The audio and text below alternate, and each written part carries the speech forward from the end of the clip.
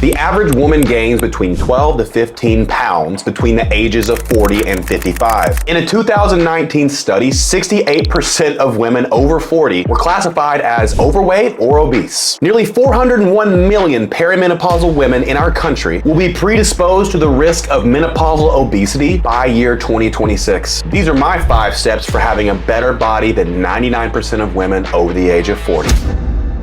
Number 1, move more. You don't move less because you get old. You get old because you move less. I'm not ignoring hormones. They play a big part as well. More on that later. Don't worry, I got you covered there. But even if you have deficient hormones and you get those optimized, you still have to check the lifestyle boxes that create fat loss. And what are those? You have to average a caloric range that's in line with your goals. You have to move a lot to create an energy deficit that leads to fat loss. You have to consume enough protein, be able to build the muscle tissue that raises your basal metabolic rate, and you've got to get stronger. The number 1 factor of metabolism decreasing with age is loss of skeletal muscle. So thinking about all those factors, show me someone who says things don't work like they used to, and I'll show you someone who doesn't move as much as they used to, consume as much protein as they used to, strength train like they used to, if ever, and therefore metabolism has come down. Your set point is lower than it was in your 20s, and therefore if you move less or eat the same or more, you're going to gain weight. Think of it like this. You have 2 columns that determine your weight loss or gain. One column is your input, how many calories you're consuming. The other column is your output, how many calories you're expending. This is more nuanced than just calories in, calories out. This is your total output via your basal metabolic rate, your activity level outside of exercise, your thermic effect of food, which is the amount of calories you burn digesting food, and your exercise. 15% or more of the output column is your non-exercise activity. And what's a great depictor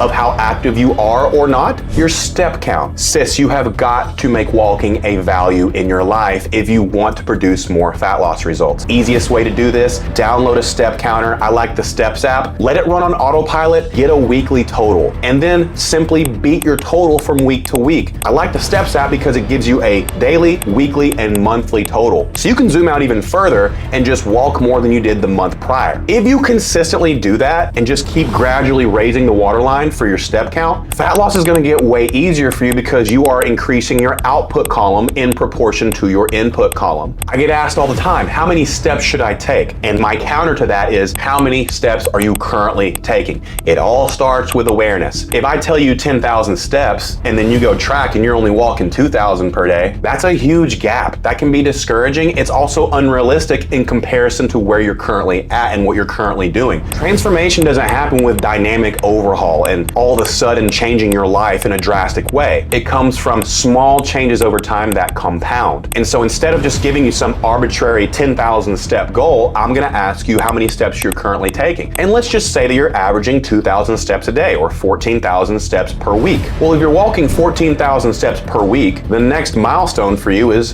14,200 per week. Or if you're walking 2,000 steps per day, your next milestone is 2,250 maybe. That's an extra flight of stairs or an extra lap around the house. And you just compound that over time until you get to a step count that's thousands of steps beyond what you were taking. I guarantee you, by the time you increase your weekly step average by about 1,000 to 2,000 steps, you're already losing weight. This is something that none of us realize until you track it. It's the same concept as keeping a budget. If you want to save money, make more money, have more money in your bank account, you got to know where your money is going. You have to know the little random Amazon expenses. You have to know what you're buying at 3 a.m. at night when you're on Etsy looking at high heel shoes or wall art for your bathroom. When you get accountable of that, you can take responsibility of your life and your outcomes and then tweak that metric you now have based on real data. But it's hard to take a step, no pun intended, in any direction until you have that baseline of data. Make sense? Number 2, this one's gonna sting a little. Stop using your kids as the scapegoat for your lack of value cultivation. I've worked with thousands of women, and in the beginning, sometimes we hear this language of, oh,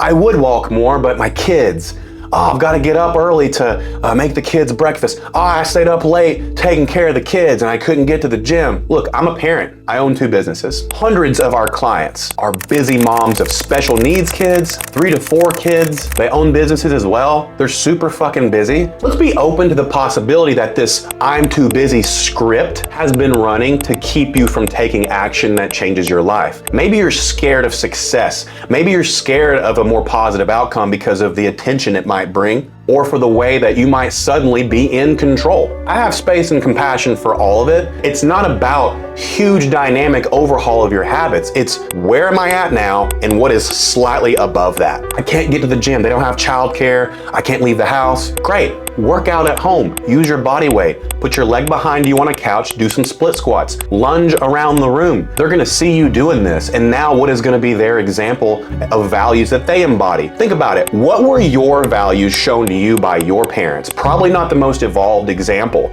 A lot of us fall into that category. How do you break that cycle? You make new decisions. You make the decision to value yourself and value your health so much that you're willing to do what it takes, even if it's inconvenient. Get your kids involved. The more they see you making exercise a priority, even if it is just lunging around the house, knocking out some modified push-ups in between scrubbing cornflakes from out of the carpet, doing some air squats when you put them down for a nap, shoulder pressing your stack of oral Tylenol syringes that have been sitting on the side of the sink. Whatever it is, if they see you doing it, they're going to now understand that that is important.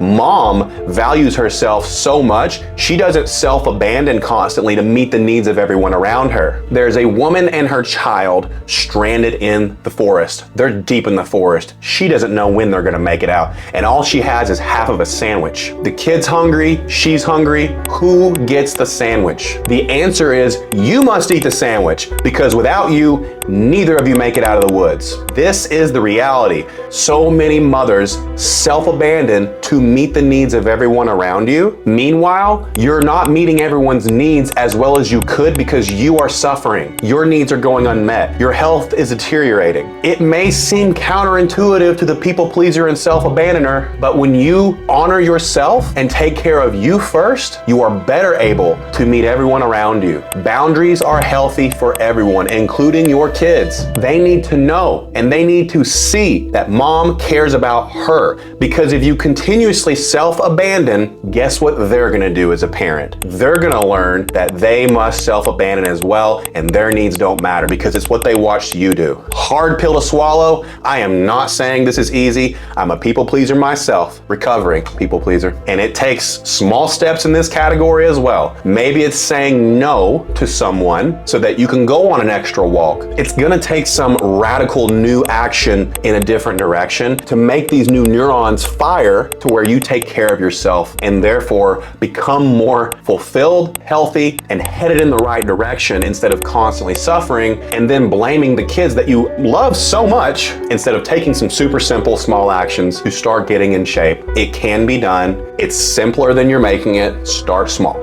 Number 3, stop letting your partner hold you back. 70% of our current clients are married. And what we've noticed over the course of a decade is that when couples mirror each other's eating habits, the woman gets royally fucked. If you eat the same way your husband eats, you're going to look like an offensive lineman. You have a different metabolism. You have a different hormonal makeup. You have way less lean body mass. You have way less testosterone. It doesn't make sense to eat the same amount of meals, to eat as frequently, and to eat the same portion sizes. Not even close. Men are naturally more resistant to a caloric surplus because they have way more lean body mass. The more lean body mass you have, muscle tissue, the more calories you burn at rest.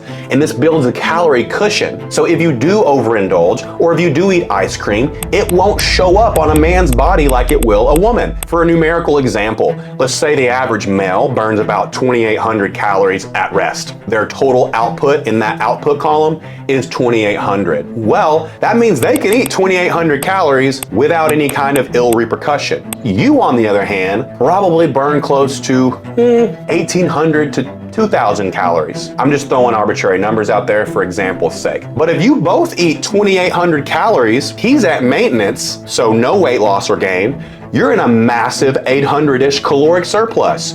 You gain weight. Start setting boundaries with this motherfucker. Hey man, I'm trying to get healthier. Maybe don't eat Oreos and chocolate ice cream in front of me. It's really tempting for me to eat those really yummy, sweet, delicious foods, but I don't have the calorie cushion that you have. So I would just ask that you support me in my endeavors of getting healthier by not cramming your cram hole in front of me 24/7. You can be nicer than that, but it definitely takes what can often be an uncomfortable conversation. When we shy away from uncomfortable conversations with our significant other, it's like swiping a credit card. Eventually you gotta pay that shit off. It also builds a wall between you. Brick by brick, every uncomfortable conversation that you avoid builds a wall that eventually will be so tall that you could be right next to each other and yet feel 1,000 miles apart. So lean in to what might be an uncomfortable conversation and try to find aligned values. The divorce rate is over 60%, and a lot of that is because we don't have the big values aligned from jump. Whether you're not in a relationship or you've been in a long-term relationship, have a conversation about values, and if your value is getting healthier, he needs to be in alignment with that. You guys don't have to be on the same path, but headed in the same direction. The more support you can have from your partner when you're trying to get healthy, the better. Which brings me to my next point. In the midst of these conversations, keep a very close pulse on where he gets threatened from your growth, or where you get threatened from his growth. This can often be a great opportunity to establish some closeness and connect, not drive one another apart. Stay in the arena, have the conversation, but see where it makes you uncomfortable or it makes him uncomfortable if you get hotter, for example. A secure man will only support you in your endeavors to look and feel your best. An insecure, wounded man will try to control you and get in the way of you going to the gym and weaponize pity and guilt instead of doing what he needs to do to support you. And you for him, by the way. This goes both ways. But regardless, I can't tell you how many women are held back by their partner in their endeavors to honor themselves, their body, and get healthier. So don't let that be you. Number 4, stop masking your laziness with perfectionism. So many of us act confused because as long as we're confused, we don't have to take action. Oh my God, I don't know which foods to eat, which exercises to do, what my step count should be, how much protein should I eat, and when should I eat it? Oh, I'm so confused, I just won't do anything. If only there were 4 simple things that led to fat loss, that when cultivated as values consistently, I would get massive body results. Oh yeah! Average a protein goal, average a caloric goal, walk a lot, get stronger. Now, that's super simple, but it's not so easy when there is a lot of misinformation out there. Nobody fails weight loss for any other reason than analysis paralysis. The only way you fail weight loss is if you do nothing. And a lot of times we stay in indecision land as a means of staying in our comfort bubble because doing things is scary. Taking new actions disrupts our current reality. But the paradox is that reality is making us miserable. Oh, I hate this neighborhood, but at least I know my way around. This might sting a little bit. Behavior modification is a bit. I've been there, had to do it in my own life. And it takes time, it takes compassion for self.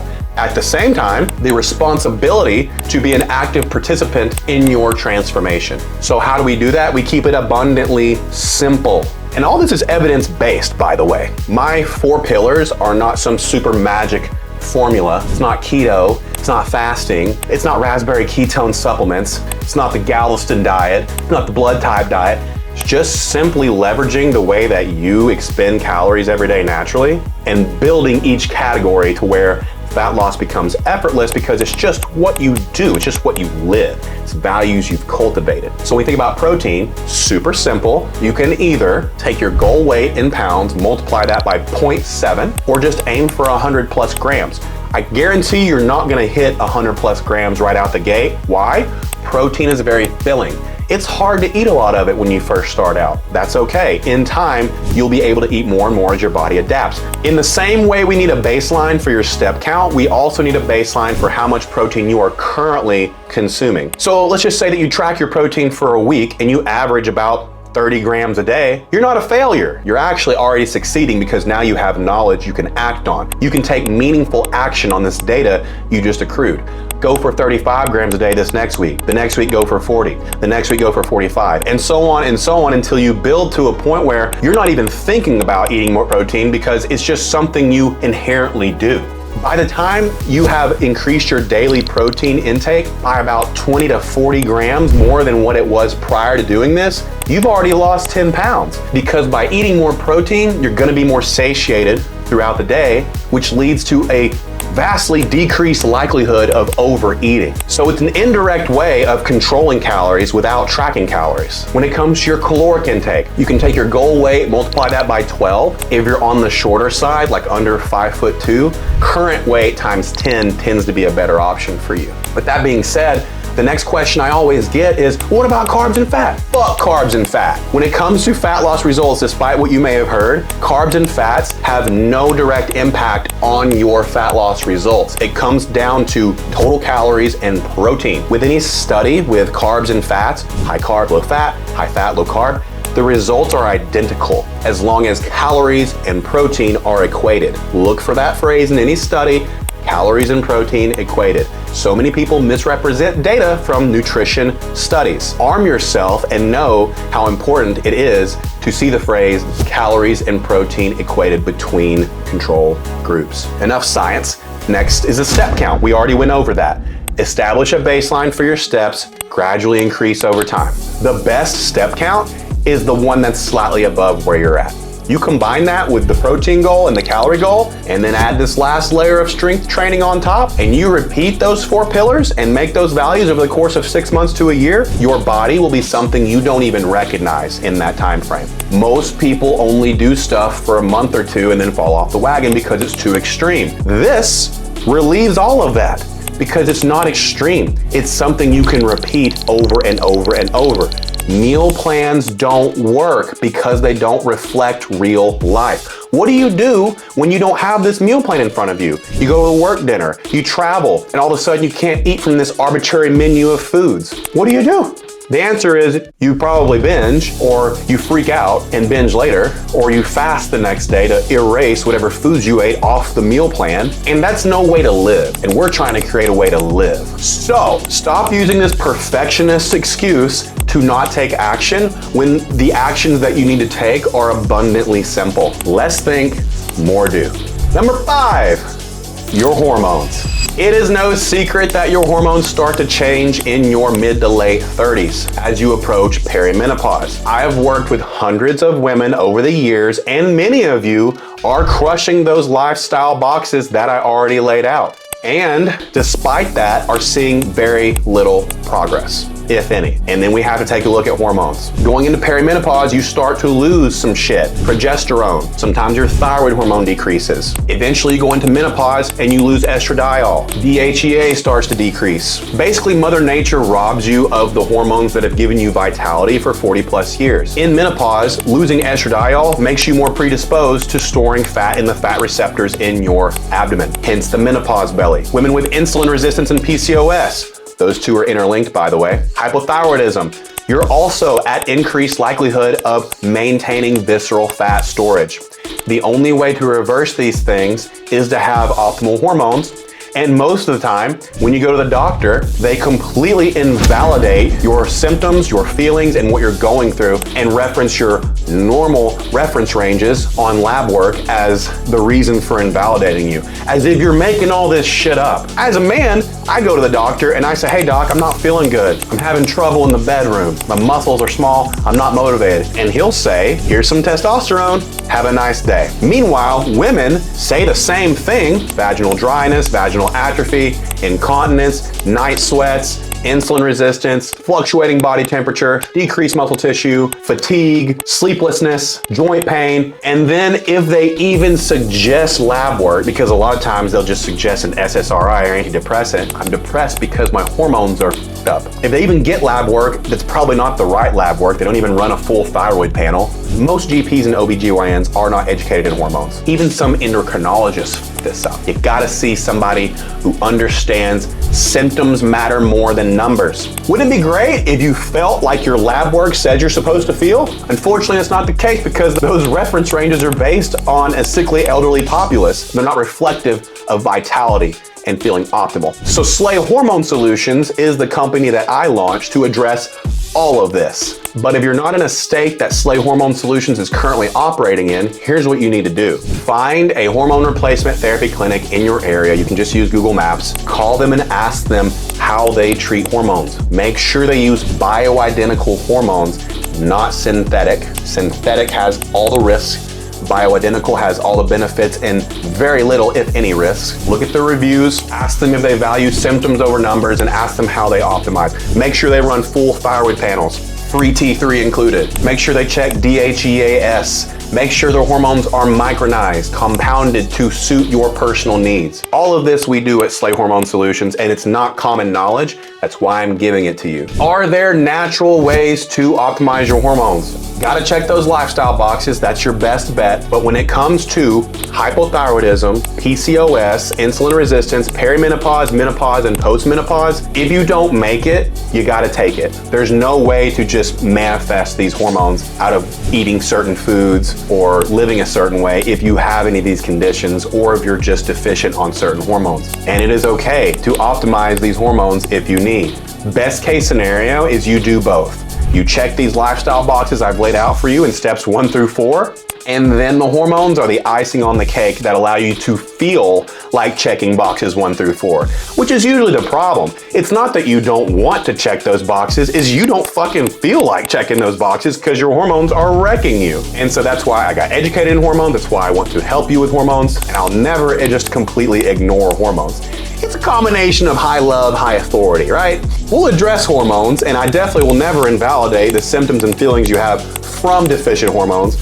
But you also got to check these lifestyle boxes because without both, you're never going to transform your body, and you're never going to feel like you want to, and you're never going to see visual impact in your naked body.